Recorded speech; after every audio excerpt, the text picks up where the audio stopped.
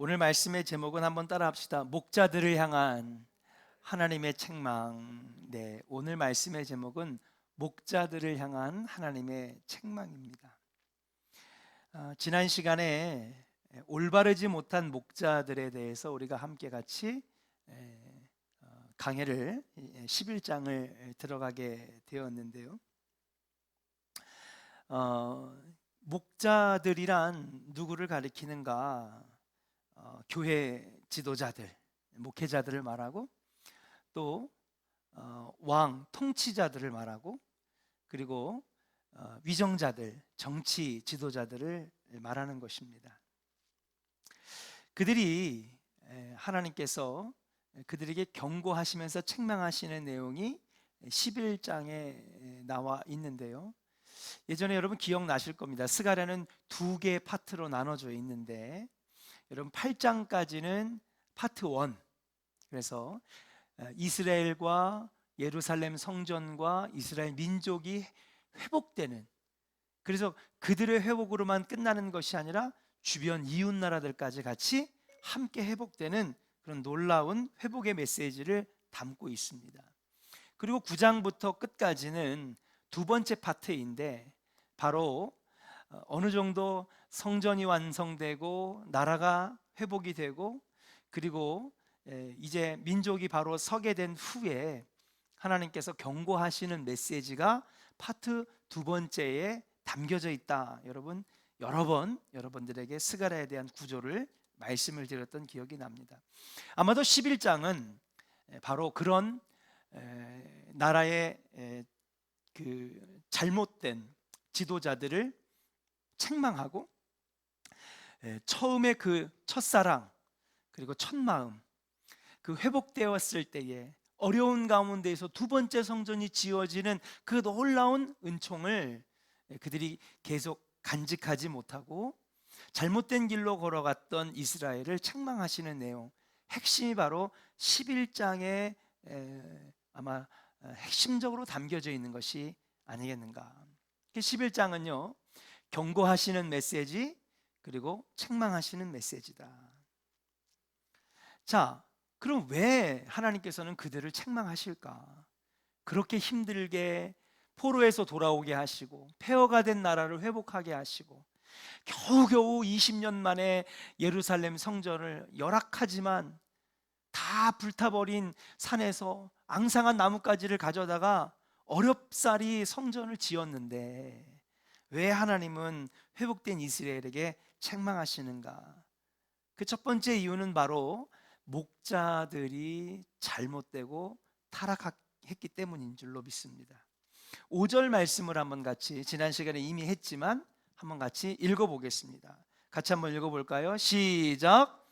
사들인 자들은 그들을 잡아도 죄가 없다 하고 파한 자들은 말하기를 내가 부요하게 되었은즉 여호와께 찬송하리라 하고 그들의 목자들은 그들을 불쌍히 여기지 아니하는도다. 할렐루야. 네, 하나님께서 책망하신 이유가 5절에 아주 명백하게 나와 있는데요, 이 목자들 가운데는 사들인 자가 있습니다. 부정한 방법으로 뭔가를 사들였다는 것이죠. 그래서 그들이 부정한 방법으로 샀기 때문에 그들을 잡았는데 잡아놓고 보니까는요, 우린 죄가 없습니다. 그런 적 없습니다. 여러분 청문회 딱 열어가지고 장관 후보자 아니면은 정치인 중에서 잘못한 사람들 불러다가 딱 하면 난 그런 적이 없다고. 명백히 잘못하고 부정한 방법으로 여러 가지 것들을 착복하고 부를 쌓고 했는데 잡아도 시치미를 떼는 거예요. 난 잘못한 게 없습니다. 부정한 것을 한 번도 저지른 적이 없습니다. 법으로 인하여 심판받아야 되는데 법을 오히려 역이용해가지고 요리조리 빠져나가는 목자들, 그런 지도자들 하나님 보시고 너무 화가 나신 거죠. 그 다음 판자들은 말하기를, 여러분 팔면은요 뭐를 얻어요? 그만큼 팔았으면 돈을 얻는 거 아닙니까? 물질이, 돈이, 화폐가 들어오는 것이죠. 그렇게 벌어들여가지고 부요하게 되었는데 어떻게 했느냐? 부정하게 판자들을 말하는 것입니다. 부정하게 부를 축적한 사람들입니다. 그런데 그들이 여호와를 찬송하리라. 하나님은 그들에게 복 주신 게 아니에요. 여러분, 그들이 잘못된 방법으로 부를 축적한 거지. 그런데 이게 하나님의 복입니다. 하나님 축복 주셔서 제가 이렇게 부유하게 되었습니다. 막 하나님을 찬송한다는 거예요.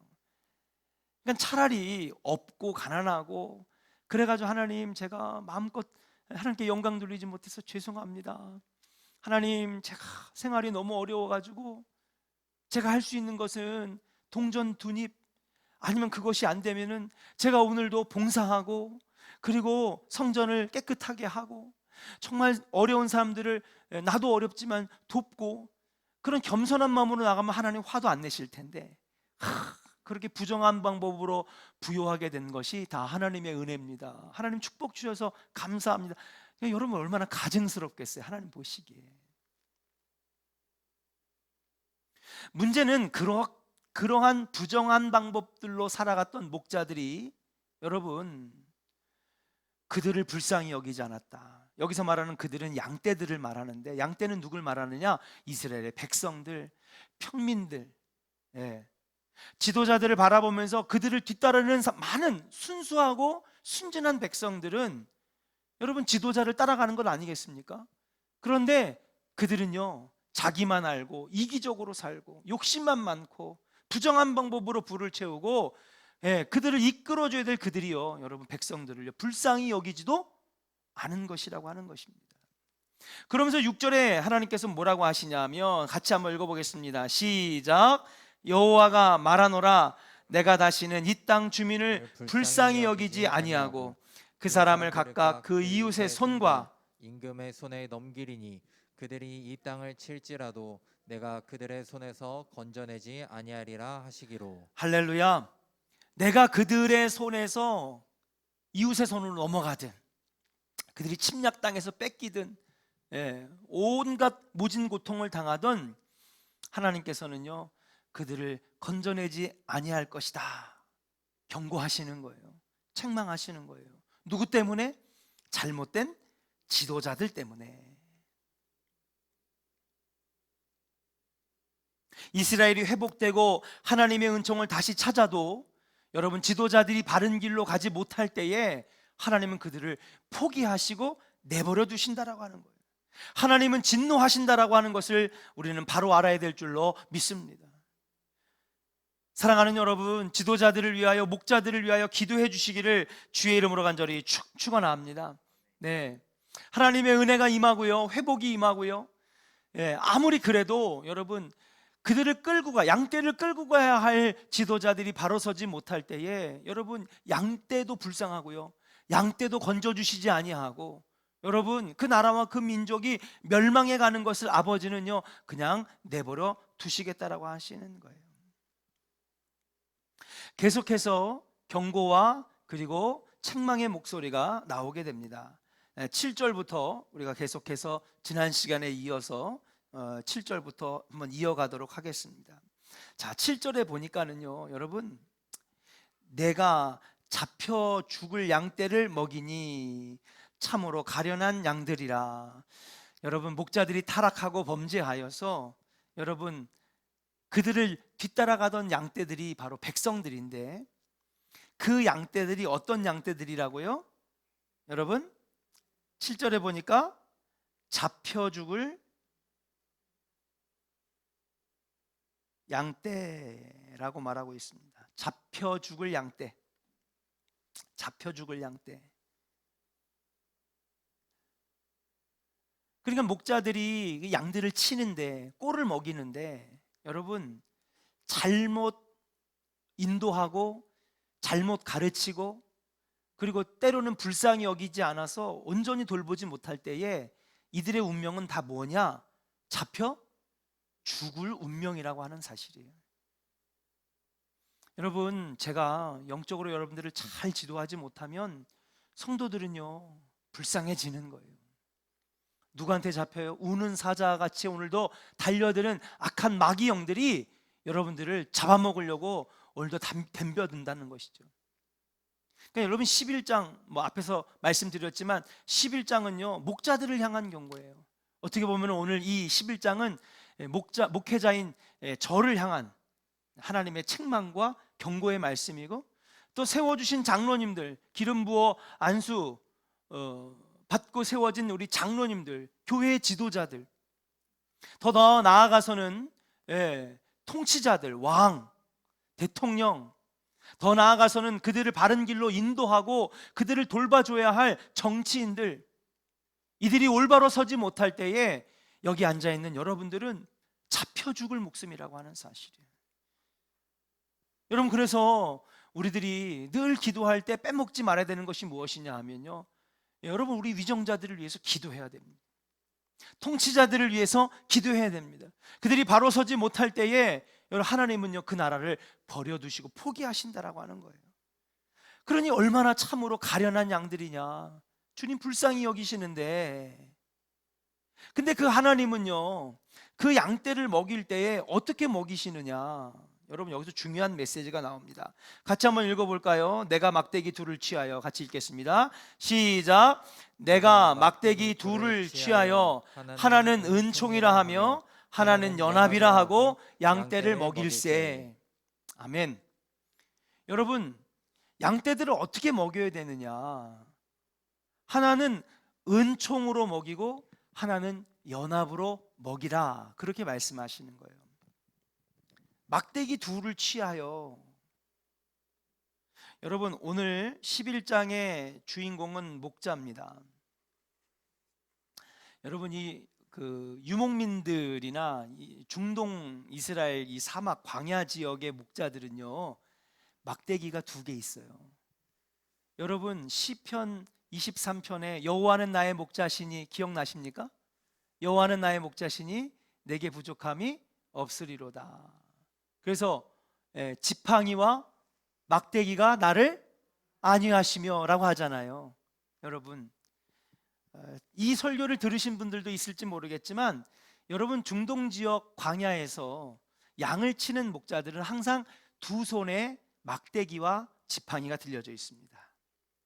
오른손은 막대기를 들고 있고요, 왼손은 지팡이를 들고 있는데, 여러분, 왼손에 들고 있는 지팡이는요 한 2m가 넘는 큰 지팡이를 들고 있어요. 옛날에, 요즘에 우리 교회가 성화를 안 걸지만은 여러분, 목자 그림이 그려져 있는 성화에 보면 그 목자들이 막대기를 딱 들고 있는데 막대기가요 굉장히 커요. 그리고 그 막대기 끝은요 이렇게 굽어져 있습니다. 그러니까 제가 이렇게 나와가지고 막대기를 딱 바닥에다 딱 놓으면요 막대기가 이렇게 크게 돼 있는 거예요. 2m도 넘을 겁니다 아마. 그리고 오른손에는 비교적 상대적으로 여기에 반 토막 정도, 아니 그거보다 더 짧은 몽둥이가 들여져 있어요. 그럼 왜 막대기 2개를 가지고 있느냐? 목자들은 꼭 막대기 2개를 가지고 있는데, 당시에 여기 광야에는요 사자도 살고 늑대도 살고 이리떼도 살고 맹수들이 살아서 호시탐탐 누구를 노려요? 양떼를 노리는 거예요. 그럼 목자는 뭐를 해야 되느냐? 양떼를 지켜야 되거든요. 그래서 이 지팡이와 막대기로 평온할 때는 양들을 막 모는 거예요. 야, 절로 가면 낭떠러지야. 절로 가면 낭떠러지야. 때로는요 양떼는요 잘 보지 못하거든요. 양떼는 어디밖에 못 본다? 앞에 있는 양의 궁둥이밖에 못 보는 거예요. 그래가지고 여러분, 이 지팡이와 막대기를 딱딱딱딱딱딱 치면서, 야, 글로 가지 마, 잘못됐어. 그리고 막대기가 기니까요, 절로 가는 양을요 목에다가 딱 걸어가지고 확 끌어당겨요. 왜? 야, 글로 가면 낭떠러지야, 큰일 나. 가시밭 덤불이야, 큰일 나. 평온할 때는 그렇게 이걸 가지고 쓰는 거예요. 자, 그러다가 맹수가 나타났다. 어떻게 할까요? 목동이 사자와 싸워서 이겨요? 못 이겨요, 여러분. 절대 못 이깁니다. 근데 있잖아요, 이 목자들은요 지팡이와 막대기로 사자를 쫓아내는 거예요. 늑대를 쫓아내요. 어떻게 하느냐? 그냥 맨손으로 싸워서 이길 수 있는 맹수들이 아니기 때문에 처음에 맹수가 나타나서 으르르 하면서 목자 하나만 죽이면 100마리가 넘는 양떼가 다 자기 법인데, 안 그렇습니까? 그래가지고 목자한테 막 덤벼드는 거죠. 어랑. 그러면요 목자는요 이 2m가 넘는 긴 지팡이로요 확확 위협을 합니다. 그러면요 사자가 쉽사리 늑대가 덤벼들지 못하는 거죠. 그때 방심하던 틈을 이용해 가지고요 오히려 밀기만 계속하다가 어떻게 끝이 어떻게 돼 있어요? 구부러져 있다고 그랬죠. 목에다가 싹 걸어 가지고요 반동을 이용해서 확 잡아 끌면 동물은요 이 맹수들은요 순간 당황하는 거예요. 그때 오른손에 뭘 들고 있어요? 몽둥이를 들고 있어요. 어디를 치는 거예요? 모가지를 확 끌어당긴 다음에 정수리를 내리치면요 사자도 꼬꾸라지는 거예요. 어린 목동들이 이렇게 해서 맹수를 양떼로부터 지키는 거예요. 그래서 이 목자는요 항상 막대기가 몇 개 있다? 2개 있는 거예요. 지팡이와 막대기. 그래서 시편 23편이 참 은혜가 돼요. 여호와는 나의 목자시니 내게 부족함이 없으리로다. 그의 막대기와 지팡이로 나를 안위하시며, 안위가 뭐예요? 지켜주신다는 거예요. 보호해 주신다는 거예요. 그래야 할 목자들이 오늘 보니까 7절에 그 2가지의 막대기로 양떼를 먹여야 되는데, 그러면 여기서 말하는 목자들은요 이 막대기로 양떼를 치는 것이 아니라, 여기서 양떼는 이스라엘 백성이라고 그랬죠. 예, 그리고 그 목자들은 실제로 들판에서 양을 치는 목자들이 아니잖아요. 지도자를 말하는 것이고 양떼는 백성들을 말하는 것입니다. 근데 그들이 막대기가 2개 있어야 된대요. 그러면 어떤 막대기를 가지고 있어야 되느냐? 예를 들어 담임 목사를 제가 예를 든다면 저도 2가지 막대기를 들고 있어야 되는 거예요. 그래서 양떼인 여러분들을 먹여야 되는데 어떻게 먹여야 되냐? 한 손에는 하나님의 은총으로 먹이고, 아멘입니까?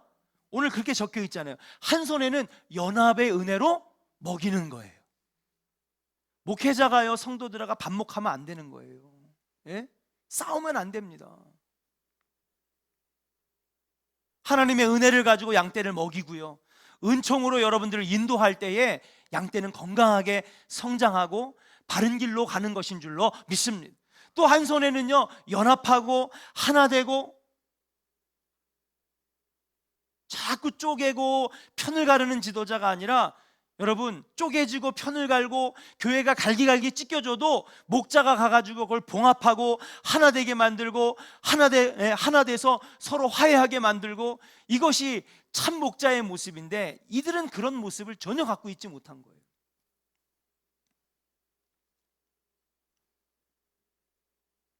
여러분 이것은 저를 향한 말씀이기도 하지만 오늘날 교회에 세워진 우리 여기 교회의 소그룹 지도자들도 여러분 한 손에는 하나님의 은총이, 한 손에는 연합하는 지혜가 여러분 안에 있기를 주의 이름으로 간절히 축원합니다. 여러분 정치는 안 그렇습니까?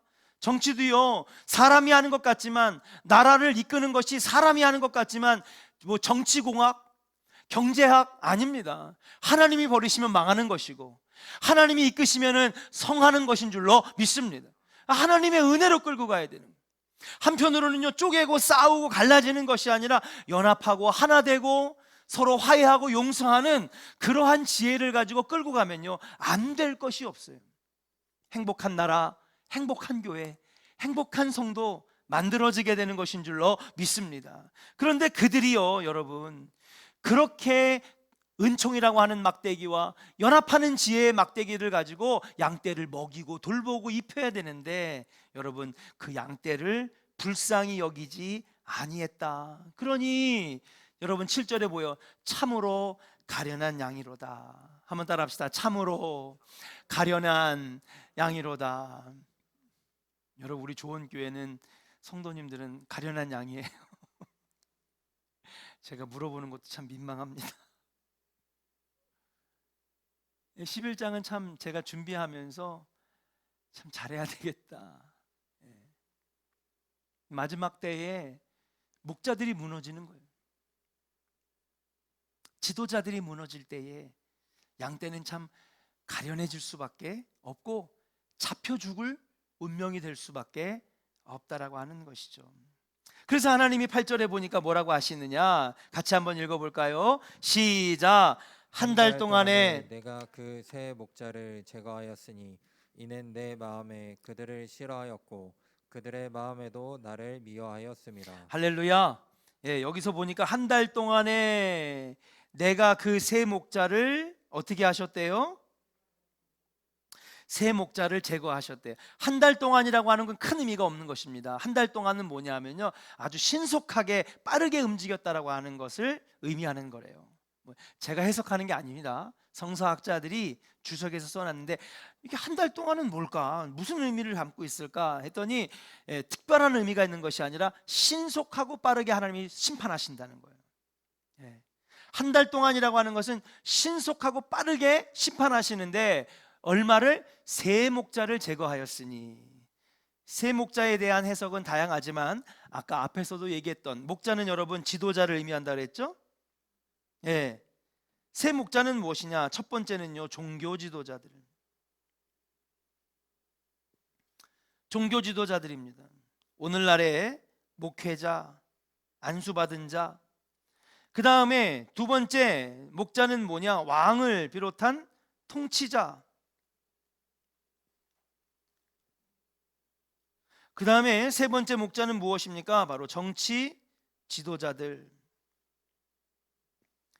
세 목자가 의미하는 것은 바로 이러한 지도자들을 의미하는 것입니다. 영적으로 바로 서야 될 목회자들, 바르게 백성들을 선하게 끌고 가야 될 통치자들, 그리고 그들의 삶을 살피고 그들을 세워줄 수 있는 정치 지도자들, 이 지도자들을 하나님께서 빠르게 제거하신다는 거예요. 이유는 무엇입니까? 따라합시다. 그들이 나를 싫어하였고 내 마음에도 그들을 싫어하였은즉. 아멘. 그들이 하나님을 싫어했다는 거예요. 저는 정치 얘기하는 걸 별로 좋아하지 않습니다.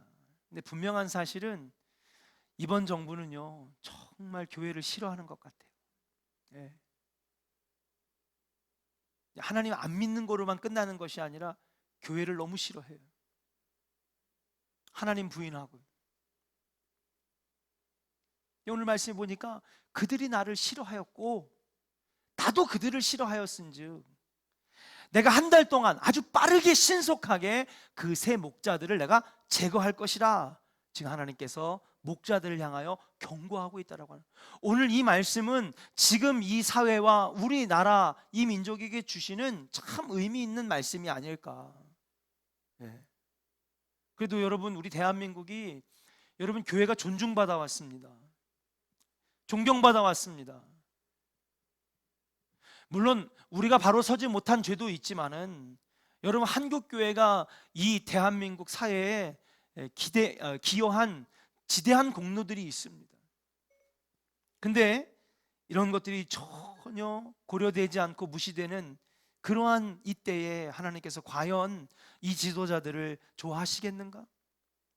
또 종교 지도자들, 목회자들, 기름 부어 안수받은 자들 하나님 앞에 바로 서고 있는가?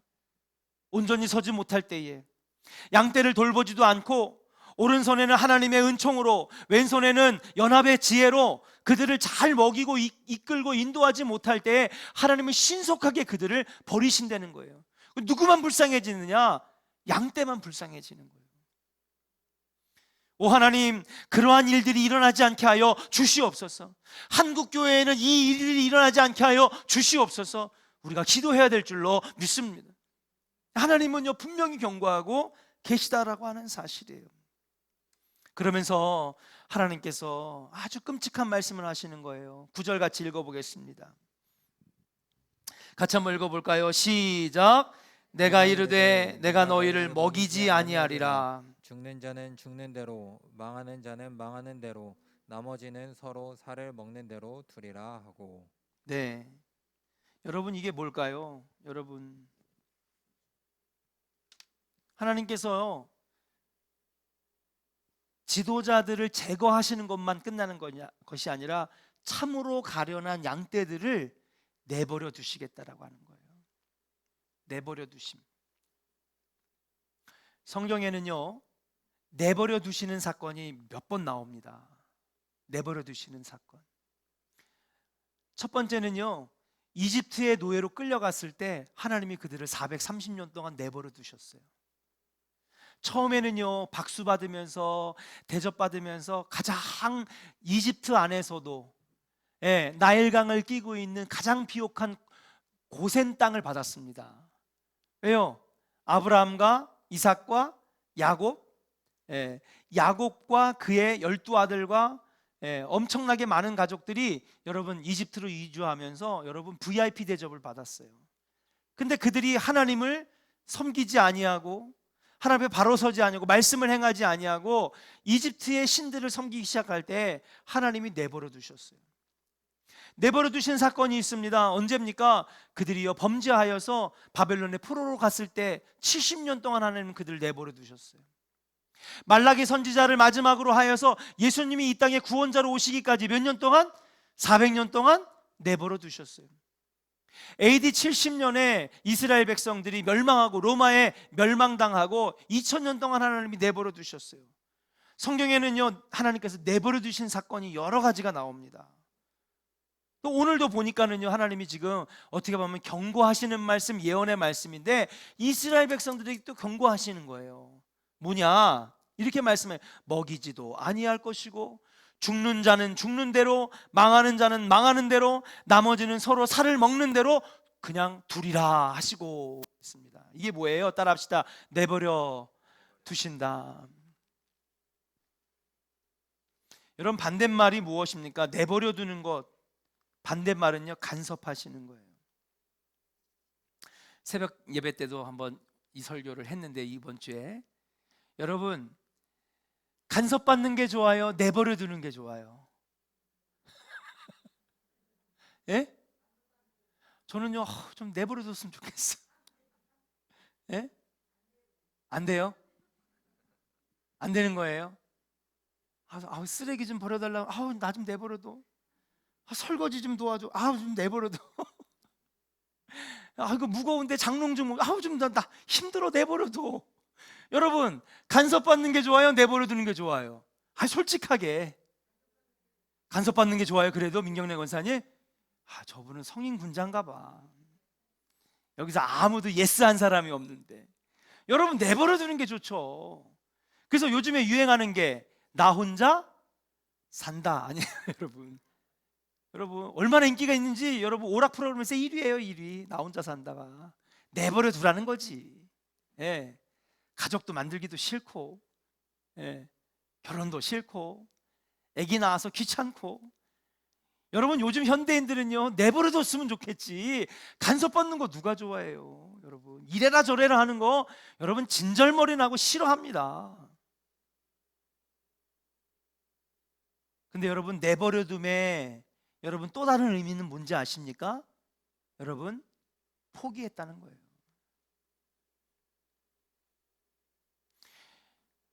내가 난 자녀가 너무 말썽을 부리고 사고를 쳐. 그러면요 처음에는요 혼내도 보고 달래도 보고 그리고 훈계도 해보고 정말 잘해주기도 하고 어쩔 때는요 막 경찰서 가서 막 빌기도 하고 선생님한테 가가지고 한 번만 좀 용서해달라고 하기도 하고 그냥 그 부모의 마음. 제가 북중학교 학교폭력위원회 위원장이에요. 그래서 1년에 한 4-5번 학교에서 재판이 열려요. 이게 교육청으로 큰 사건들은 넘어가는데 큰 사건 넘어가기 전에 이 학교폭력위원회에서 먼저 재판을 열어가지고 거기서 위원장이 망치 두들기면서 여러분 그 위원들, 선생님들 절반, 그 다음에 학부모 위원들 해가지고 여러분 하는데요. 여러분 나중에 학생들 불러다가 진위를 가리고요. 나중에 부모들을 따로 불러다가 가리고 부모들끼리 따로따로 불러가지고 했는데도 이게 합의가 안 되잖아요. 그 부모 둘을 불러요. 얼마나 불쌍하게 한 번만 용서해 주세요. 그리고 가급적이면 저쪽에서 이 부모님이 이렇게 잘못했다고 하니 이쪽에서도 좀 합의를 봐줍시다. 하나의 작은 이 법원 같은 그런 게 열리는 거예요. 그렇게 아이를 살려보려고 말썽 부리고 애들 때리면서 돈 뺏고 폭력을 휘두르고 그래도 내 새끼니까 어떻게든지 이 아이를 바르게 키워보려고 간섭하는 거예요, 부모가. 근데 그렇게 하다가 도저히 안 되면 여러분 어떻게 하는지 아세요? 내버려둬요. 부모가 안 와요. 맘대로 해야 돼. 그런 부모도 있어요, 여러분. 하도 지긋지긋하니까, 하도 말썽을 부리니까는요, 어떤 부모님은요, 거기서 알아서 하세요. 어머님 왜 그러세요? 아버님 왜 그러세요? 몰라요, 나도. 이제 지긋지긋해요. 내버려 두는 거예요. 그런 부모니까 있더라고요. 그럼 여러분, 내버려 둔다는 건 뭐예요? 그 아이를 포기했다는 거죠. 사랑하는 여러분, 간섭이 정말 싫은 세대지만 지금 우리들은 간섭받는 거 누구보다도 싫어합니다. 그러나 사랑하는 여러분, 하나님의 간섭은 축복인 줄로 믿습니다. 하나님의 간섭은 은혜인 줄로 믿습니다. 때로는요, 하나님이요, 말씀 들어라, 기도해라, 무릎 꿇어라, 신앙생활 똑바로 해라, 헌금생활 똑바로 해라, 봉사해라. 하나님 지겨워 죽겠어요. 왜 이렇게 간섭이 많으세요? 그냥 제가 알아서 할게, 하나님 내버려 두세요. 우리 그러고 싶어요. 목사님이 이거 하자 저거 하자, 목사님 저 그냥 내버려 두세요. 제가 알아서 할게요, 신앙생활. 근데 여러분, 그렇게 간섭할 때가 그게 복이라고 하는 거예요. 간섭받는 것이 사랑이고요, 간섭받는 것이요 그래도 은혜고요, 간섭받는 것이 하나님의 아직도 은혜인 줄로 믿습니다. 신앙생활은요, 하나님의 간섭이에요. 그래서 하나님이 내 삶에 간섭하셔서 나를 이끄시기도 하고, 때로는요 책망하기도 하시고요, 때로는요 훈계하시기도 하고요, 때로는요 눈물 쏙 빠지게 어려움 당하게 하셔서 깨닫게도 하시고요. 근데 오늘 말씀해 보니까요, 목자들이 잘못할 때에 하나님께서 뭐라 하시느냐? 내버려 두시겠다는 거예요. 사랑하는 여러분, 하나님의 간섭을 귀찮게 여기지 않기를 주의 이름으로 간절히 축원합니다. 그 간섭이 좋은 복으로 주실 때도 있어요. 물질로 주실 때도 있고요, 자녀가 잘 되는 은혜와 복으로 주시는 것도 하나님의 간섭이지만, 때로는요 때릴 때도 있고요, 때로는 고난을 주실 때도 있어요. 그럼 한번 따라 합시다. 축복도, 이래가지고 되겠어요. 복주심도, 더 크게 합시다. 복주심도 하나님의 간섭이요, 고난 주심도 하나님의 간섭입니다. 믿으시면 아멘. 아멘입니까? 고난 주신 것도 하나님 간섭이에요. 나중에는요 여러분, 고난의 채찍도요 아예 안 주실 때가 있어. 그 얘기는 뭐냐? 포기했다 이거예요. 포기했다. 오늘 주님이 너무 끔찍한 말씀하시는 거예요. 나가서 죽든지 말든지, 망하든지 말든지, 서로 살을 뜯어 먹든지 말든지 내가 내버려 둘 것이다. 사랑하는 여러분, 간섭은 하나님의 은혜입니다. 부모가 자식을 사랑해서 끊임없이 간섭하는 것처럼, 요즘 우리 두 딸이 아주 사춘기 아주 그냥 아주 기차게 달리고 있어요. 아주 우리 집사람이 막 야단도 치고,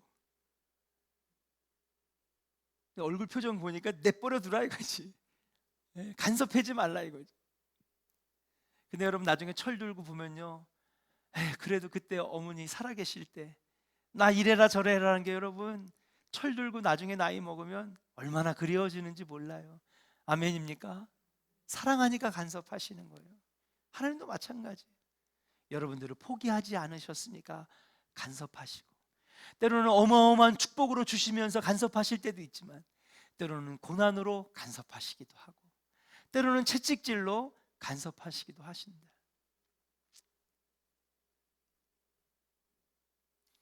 월요일날 서정달 목사님 성묘 다녀왔어요. 잘 계셨어요, 아버지? 아버지만 생각하면은 그렇게 교인들 야단치던 모습밖에 난 생각이 안 나. 얼마나 야단을 치셨는지. 근데 성도님들이 다 알더라고요. 정이 있어서 야단친 거지, 성도들을 사랑하니까 야단친 거지. 근데 그때는요, 왜 저럴까? 교인들이요 막 무릎이 아프고요, 막 다리가 저려가지고 막 몸을 베베 꼬는데도 계속 야단치시. 사랑하니까 야단치시는 하나님도 마찬가지. 야단치심도 간섭이고 고난 주심도 간섭이고 칭찬해 주심도 간섭이고, 그 하나님의 간섭이 있을 때 여러분 감사하시기를 주의 이름을 간절히 축원합니다. 그것이야말로 하나님이 아직 나를 버리시지 아니하셨다라고 하는 증거니까요. 2021년에도 하나님의 간섭받고 사시기를 주님의 이름으로 간절히 축원합니다. 우리 옆 사람에게 한번 축복합시다. 2021년에도 새해에도 하나님의 간섭받고 삽시다. 할렐루야. 그렇습니다. 예, 목자들이 잘못할 때 하나님이 포기하신다는 거예요. 계속해서 읽어보겠습니다. 계속해서 무서운 말씀들이 나와요. 10절 같이 읽겠습니다. 시작. 이에 은총이라 하는 막대기를 취하여 꺾었으니 이는 모든 백성들과 세운 언약을 폐하려 하였습니다. 그래요.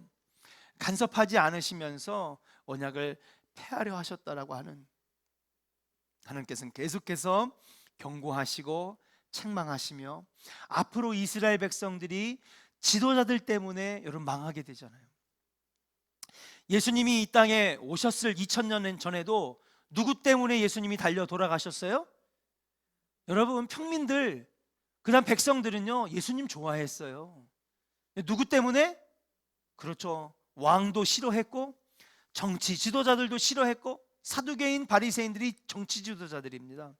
제사장, 율법학자들, 랍비들, 제사장들이 예수님 싫어했어요. 결국 예수님이 십자가에 못 박고, 그리고 그 예수님을 못 박을 때에 여러분 빌라도가 얘기합니다. 정말 만약에 예수님이 진짜 살아계신 하나님의 아들이면 너희들 어떻게 할 거냐 그랬더니 이들이 뭐라고 그랬냐면, 오늘 말하면 세 목자, 바로 왕과 통치자, 정치지도자, 제사장들이 이구동성으로 빌라도에게 얘기합니다. 그것이 만약에, 이 사람이 만약에 하나님의 아들이라고 한다면 그 대가를 우리가 받겠다고. 그래서 여러분 어떻게 됐어요? 예수님 말씀하신 것처럼 감람산에 올라가서 이스라엘 향하여서 이 땅에 돌 하나도 남기지 않고 폐하리라 하신 말씀이 그대로 이루어져서 여러분 이스라엘이 폐허가 돼버렸잖아요. 지도자들 때문에. 여러분 오늘 기도할 때에 여러분 통치자, 위정자, 정치지도자, 그리고 목회자들, 종교지도자를 위해서 기도해 주시기를 주의 이름으로 간절히 축원합니다. 자, 그리고 나서 11절, 12절, 13절, 14절 같이 읽겠습니다. 시작. 당일에 곧 폐함에 내 말을 지키던 가련한 양들은 이것이 여호와의 말씀이었던 줄 안지라. 내가 그들에게 이르되 너희가 좋게 여기거든 내 품삯을 내게 주고 그렇지 아니하거든 그만두라. 그들이 곧 은 30개를 달아서 내 품삯을 삼은지라. 여호와께서 내게 이르시되 이들이 나를 헤아린 바 그 삭슬 토기장이에게 던지라 하시기로 내가 곧 그 은 30개를 여호와의 전에서 토기장이에게 던지고 내가 또 연합하여라 하는 둘째 막대기를 꺾었으니 이는 유다와 이스라엘 형제의 의리를 끊으려 하였음이니라. 아멘. 자, 5절부터 지금 우리가 10절까지의 말씀을 목자들을 향한 책망이라 한다면요, 5절부터 10절까지의 말씀을 목자들을 향한 책망이라고 한다면, 여러분 이제 11절부터 14절까지는 백성들을 향한 책망이라고 말씀드릴 수 있습니다. 누구를 향한 책망이요? 백성들을 향한 책망이라고 말씀드릴 수 있어요. 자, 그럼 한번 보도록 하겠습니다. 11절에 보니까 당일에 곧 폐함에 내 말을 지키던 가련한 양들은 이것이 여호와의 말씀이었던 줄을 안지라. 지금 하나님께서 경고하시는 말씀을 여호와의 말씀이라고 여기는 사람들이 있었다는 거예요, 양들 중에. 그런데 12절에 이렇게 얘기합니다. 내가 그들에게, 여기서 말하는 내가는요 누구를 말할까요? 스가랴 선지자를 말하는 것입니다. 그래서 그렇게 여호와의 말씀인 줄을 알고, 그리고 그렇게 여기려고 하는, 아직도 영적으로 신앙적으로 아직도 깨어있는 자들이 있어서 아직 불씨가 남아 있어가지고 그들에게 스가랴가 얘기를 하는 겁니다. 내가 그들에게 이르되 너희가 좋게 여기거든 내 품삯을 내게 주고. 스가랴가 하나님의 경고를 얘기를 하니까, 그러니까 여러분 이건 어떻게 보면 상당히 상징적이고 예언적인 말씀이에요. 그런 상황이 있었다는 것입니다. 역사적인 사실이 아니라 그런 상황들을 지금 설명을 하고 있는 거예요. 자, 어렵지만은 내가 그들에게 아직도 그래도 여호와의 말씀이라고 여기고 여호와의 말씀을 받기로 여기는 그런 양들이 있어서 스가랴 선지자가 그들에게 얘기했대요. 너희가 좋게 여기거든 내가 이 말씀을 전한 것에 대해서 내 품삯을 내게 주고 그랬습니다. 귀한 말씀을 증거했으니까 대가를 나에게 지불하라고 하는 거예요. 그렇지 아니하거든 그만두라. 예.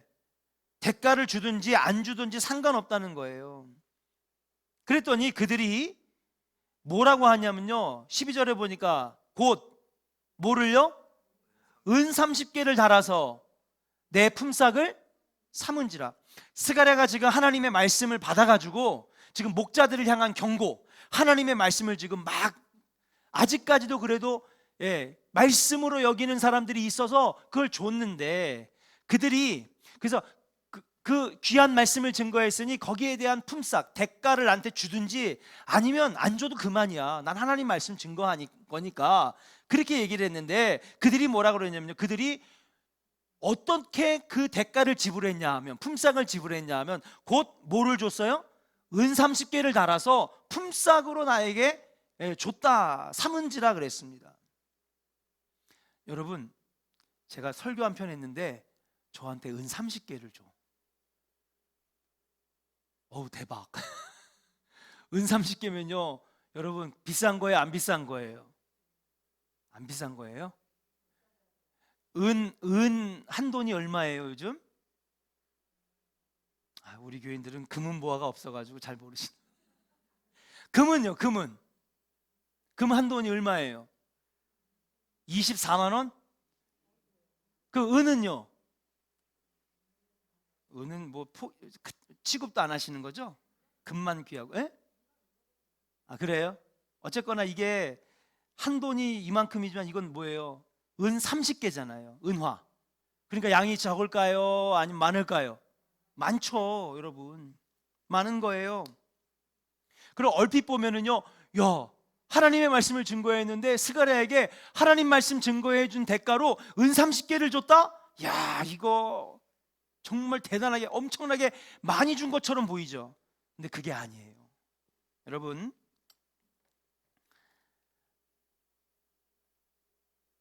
말씀의 대가를 이들이 품삯이라고 여기서 표현되어 있는데 이거를 은 30개래요.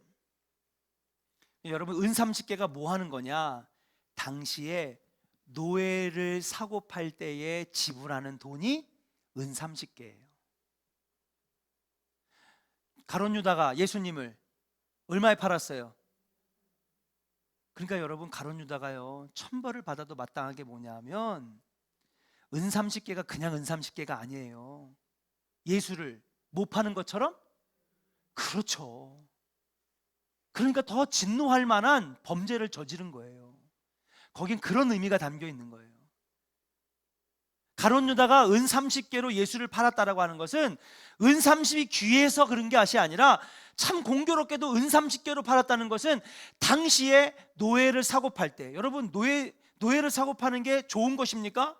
안 좋은 거죠, 여러분. 근데 예수님을 뭐예요? 노예 팔듯이 팔아먹은 거예요.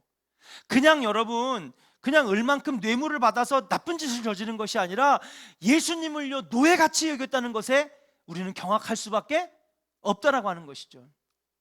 여러분, 하나님의 말씀이 선포되었는데 여러분, 그것의 값어치가 은 30이라고 하면 우리가 얼핏 보기에는 엄청나게 대단한 엄청난 값어치 있는 것 같지만 아닙니다. 여러분, 노예를 사고 파는 정도의 그 정도의 값어치로 여기지 않는 이들을 책망하는 말씀이에요. 야, 하나님 말씀이 금보다도 귀하고 은보다도 더 귀하고 진주보다도 귀하고, 아멘입니까? 아멘 안 하신 분들은 좀 의심스러운데, 전도서에도 나와 있고 잠언에도 나와 있고 시편에도 나와 있습니다. 하나님의 말씀은 은보다 귀하고 금보다 귀하고 진주보다 귀하다 그랬어요. 하나님의 말씀은 꿀송이보다도 더 달다고 그랬어요.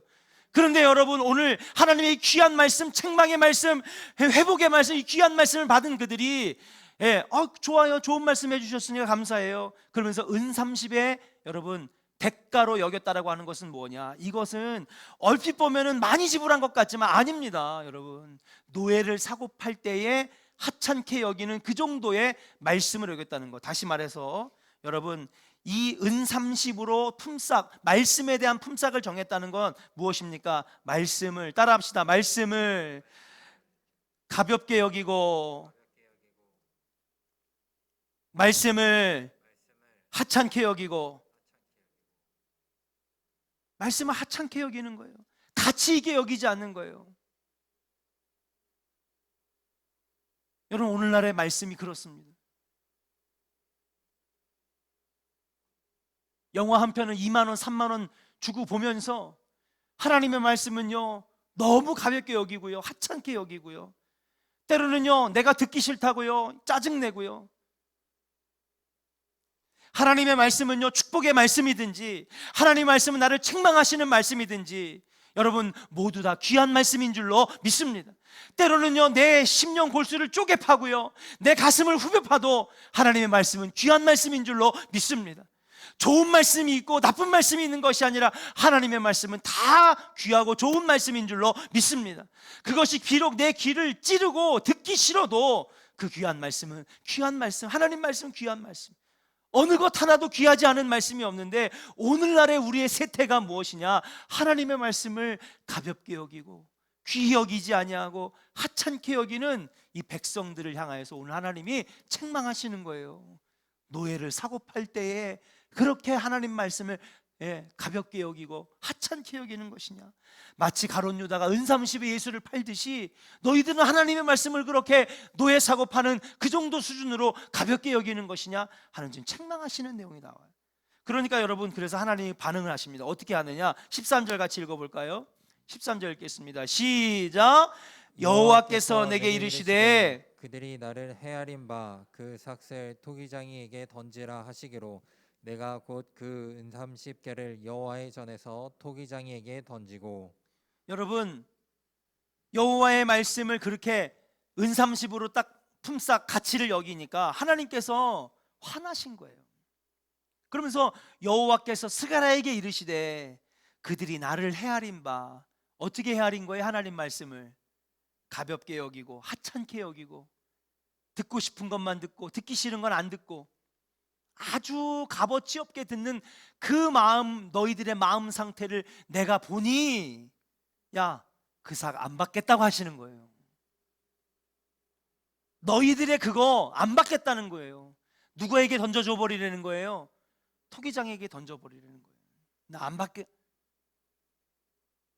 사랑하는 여러분, 복음은 싸구려가 아닙니다라고 하는 책이 있습니다. 예. 그럼 복음을 귀하게 여기는 건 누구의 몫이냐? 바로 저와 여러분들의 몫인 줄로 믿습니다. 하나님 말씀 받고 감사합니다. 그 은혜에 감격합니다. 내가 할 수 있는 봉사로 하나님께 영광 돌리고, 헌금으로 하나님께 영광 돌리고, 헌신으로 하나님께 영광 돌리고, 그런 정말 귀하게 여기는 마음을 주님이 지금 다 보고 계신데 하찮게 여기고 가볍게 여기고 우습게 여기니까는요, 야, 니네들이 갖고 오는 건 안 받아. 토기장에게 던져줘 버려. 나 안 받을 거야. 하나님이 화가 나시는 거예요. 그러면서 오늘 뭐라고 하시냐? 14절에 보니까 내가 연합의 막대기, 둘째 막대기죠. 첫 번째 막대기는 뭐예요? 은총의 막대기고, 그 은총의 막대기는요 앞에서요 이미 목자들이 범죄하니까 이미 꺾어버리셨어요. 다 꺾어버리셨어요. 하나님의 은혜를 끊어버린 거예요. 여러분, 하나님의 은혜와 자비와 사랑이 끊어져 버렸어요. 이번에는요 백성들이 하나님의 말씀을 하찮게 여기고 업신 여기고 우습게 여기고 말씀을 귀하게 안 받으니까 하나님이 두 번째 막대기를 꺾으셨대. 이건 무슨 막대기? 연합의 막대기. 그래서 교회가 쪼개지고 망가지고 부서지고.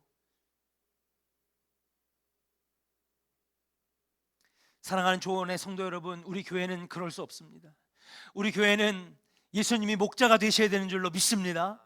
예, 그래서 여러분 그 예수님 한 손에는 은총의 막대기가, 한 손에는 연합의 막대기가. 그래서 우리 조원교회에 오면 하나님의 은혜가 강물같이 흐르고, 예, 조원교회는 그냥 갈라지고 쪼개지는 게 아니라 모이면은 하나 되고, 예, 기도할 때 한 마음으로 연합해서 놀라운 능력이 나타나는 교회가 될 줄로 믿습니다. 그게 여러분 아름다운 신앙의 공동체의 모습인데, 오늘 하나님이 책망의 목소리를 우리에게 가르쳐 주시는 거예요.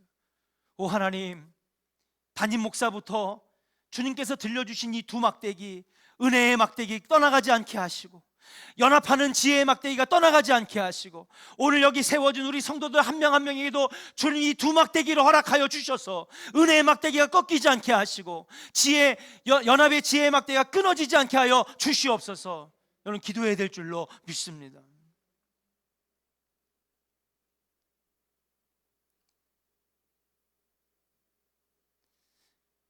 근데 여러분 오늘 이 경고하신 말씀을 이들이 온전히 듣지 못했던 것 같아요. 결국 오늘 11장의 이야기 그대로 여러분 어떻게 됐습니까? 예수님께서 오셨어도 여러분 10장에 9장과 10장에 보면 예수님이 계속해서 예언되시잖아요. 그렇죠? 나귀를 타고 오시는데 곧 나귀 새끼라 그러시고요, 언약의 피로 우리를 구원하셨다 그러고요, 9장과 10장에는요 앞에서 여러분 강의했던 것처럼 하나님께서 메시아 예수 그리스도를 계속해서 약속해 주고 계시는 거예요. 근데 여러분 11장에서 누구 때문에? 목자들 때문에 내버려둠을 당하고 심판을 면치 못하고 은혜의 막대기는 잘라지고 연합의 막대기는 끊어지고, 그래서 여러분 12지파 이스라엘 백성들이 전 세계 곳곳으로 다 찢어지는, 여러분 이것도 11장도 어떻게 보면 책망의 말씀인 것 같지만 예언의 말씀인 거예요. 그러니까 여러분 스가랴는 따라합시다. 스가랴서는 예언서다. 예언서예요. 환상을 통해서 예언하시고, 9장 10장 11장은 환상은 없는 것 같지만 여러분 9장 10장 11장도 다 예언의 말씀. 그 스가랴서는요 여러분 예언서입니다. 예언서예요. 오늘 우리에게 주시는 말씀 여러분 꼭 가슴에 새기시기를 주의 이름으로 간절히 축원합니다. 우리 조원교회는 이 길 걷지 않게 하여 주시옵소서. 하나님, 우리 조원교회는 은총의 막대기와 연합의 막대기가 든든하게 서서 담임 목사부터 먼저 이 두 막대기를 가지고 양떼를 잘 돌보게 하시고, 하나님 이 나라 이 민족을 불쌍히 여기셔서 지도자들이 은총의 막대기와 연합의 지혜의 막대기를 가지고 이 백성을 잘 구하게 하여 주시옵소서. 여러분 그렇게 기도할 때에 여러분 우리의 미래에 희망이 있게 되는 줄로 믿고, 여러분 오늘 함께 같이 기도하고 찬양할 때에 여러분 오늘 이 두 가지를 놓고 은총의 막대기, 연합의 막대기 끊어지고 부러지지 않게 하여 주시옵소서. 함께 같이 찬양하도록 하겠습니다. 우리